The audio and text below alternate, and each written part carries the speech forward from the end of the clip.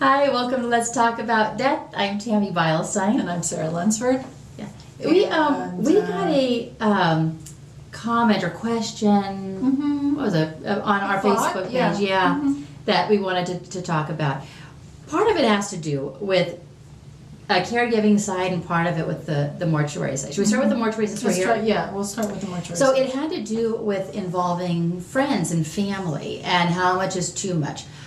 I would suggest when it is time and you need to go to a mortuary to make arrangements to bring someone with you. Yes.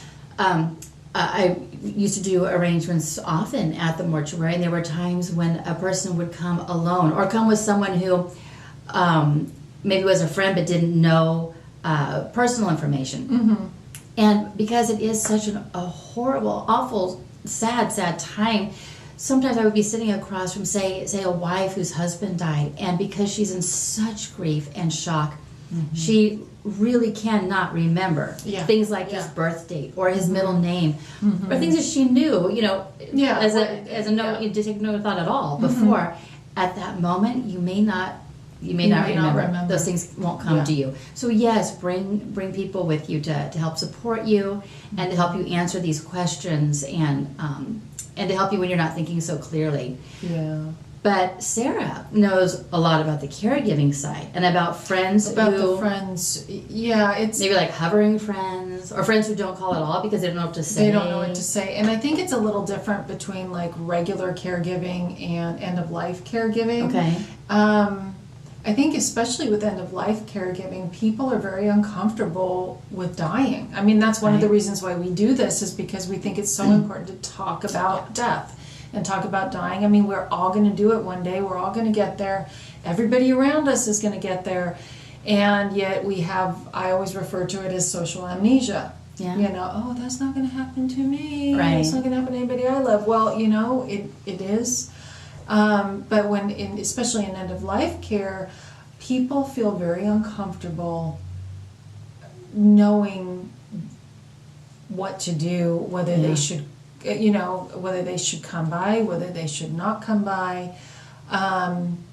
They, a lot of times, are dealing with their own, thoughts about mortality. It's not in their frontal conscious thinking, but in the back of their head, I think anytime you go to see somebody who's dying, you have to be faced with, okay, this is a reality. This is something that's going to happen. And friends can sometimes be, like you said, the hovering kind, where they're, calling you all the time. Let's get together. Let me bring you coffee. Let's do this. Let's do that. And it can be burdensome. Yeah. It can be a heavy weight on someone when you're trying to take care of another person with everything that you have to do. That's so far out of your experience range anyway. Right. And because you do need help sometimes, and other times you want privacy so you can get some rest or just have some quiet moments with your person, it's probably really hard for you. It's hard to explain to your friends how you're feeling on a particular day. I mean, I haven't dealt with end-of-life care per se. My mom was ill for quite a while, and she still lives with me, and I'm technically her caregiver, which when you're a person's caregiver, especially your parent, you're actually, I don't know actually what you are, quite frankly. It's so hard. Raising children is easier, I think, than caregiving your parents. I bet. And that's, no matter what your parent is like, that's just reality. It's just the way it is. And that's not to say that the relationship is bad or anything like that. Yeah. It's just, the dynamic is totally different. Totally. But I have really cool friends in that if I really need help, I can remember at least once where I was like, I can't deal with this on my own. Yeah. So I called my friend, and she was so funny. I actually asked for her husband, and her husband wasn't there, and she goes, "What do you need?" And I said, "Well, this is happening, blah blah blah." And my mom had gone septic, is what had happened.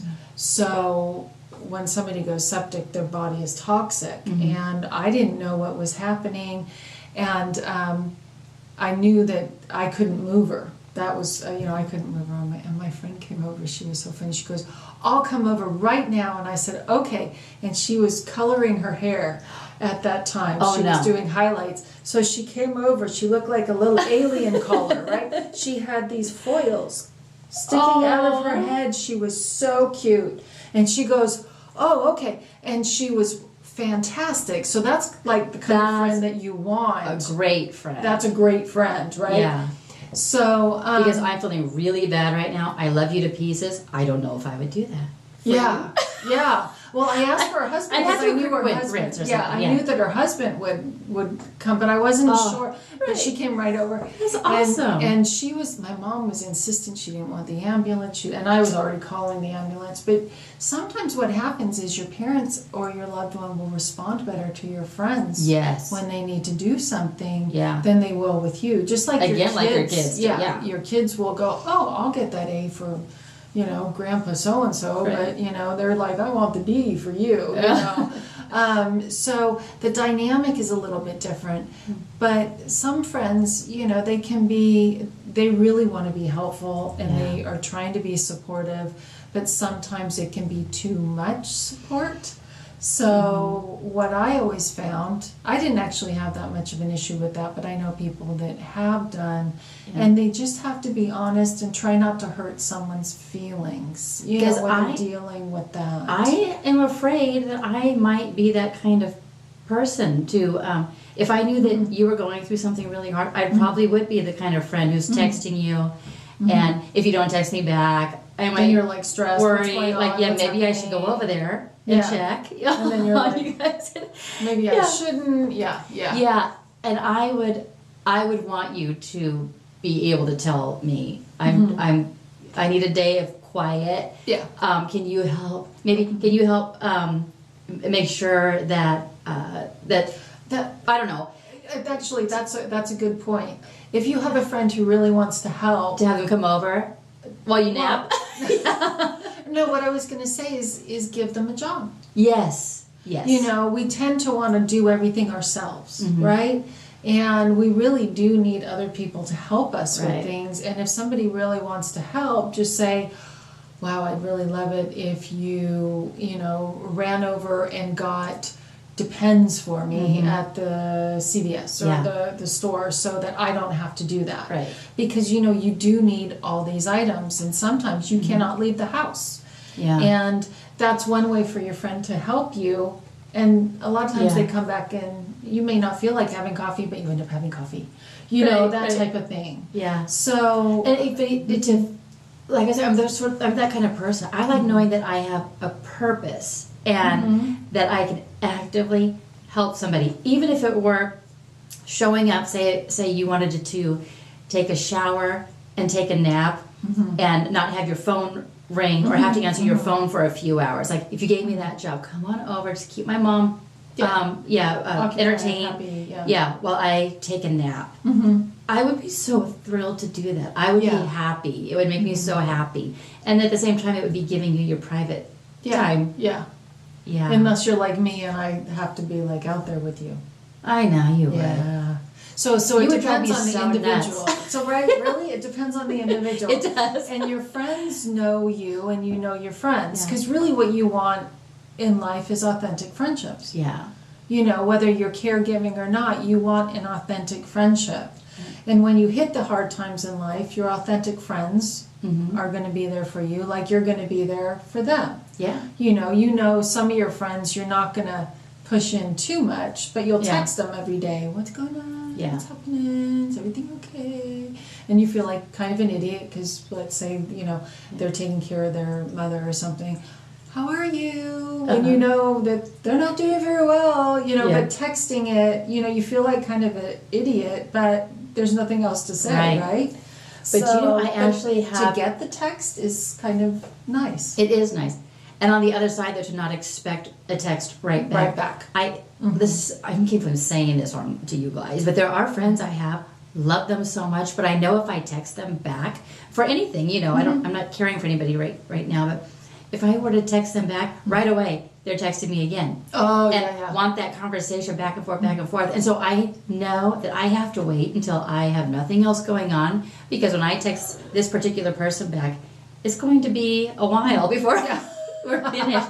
Because you're having a conversation is what's going on. Yeah. And a lot of people do that with texting and phone calls. And you don't want to feel like you're adding to anyone's burden. Yeah. And I think that's the crux of it, is that you're actually trying to relieve them of a burden. But you're sometimes you're adding to it, especially when there's a lot going on. Yeah. You know, if you have, to take your person to 4 or 5 doctor's appointments a week, and you've got to do this, and you're working it, because most people are working while they're doing all of this. Or if somebody's at their end of life and you have nurses coming in, you have the caregivers coming in, you have the people who bathe them coming in, you have the people chaplain who check, you have chaplain, you have friends of theirs coming in. It's exhausting. A lot of people, and it's exhausting. And most of us feel like, you want them to come in and at least enjoy themselves. It sounds kind of an odd thing, but like you have to make coffee or have a cookies, or I always get store-bought cookies. Yeah, that's all right. I like store-bought cookies. But some people would think they need to make cookies. Don't put that kind of pressure on yourself. No. No. And just, I think, just be super honest with your friends as to what you really actually need, what's going on.